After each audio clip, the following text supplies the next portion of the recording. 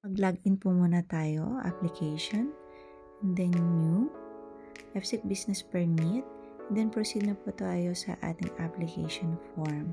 Sa general information po, lahat po ng may asterisk, lagyan po natin ng data.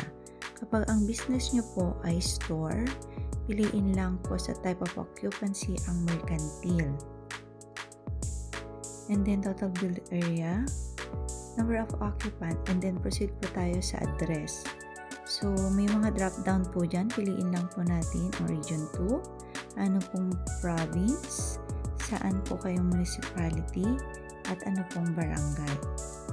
Huwag din po natin kakalimutang i-type ang station kung saan po tayo nag-a-apply para sa ating business permit.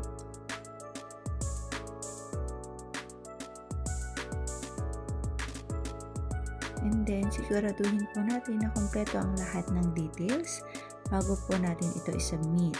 Sa uploading naman po ng mga requirements, una lang po is yung resibo, yung pangatlo po ay yung occupancy permit. And then, proceed, confirm submission, submit application, yun lamang po.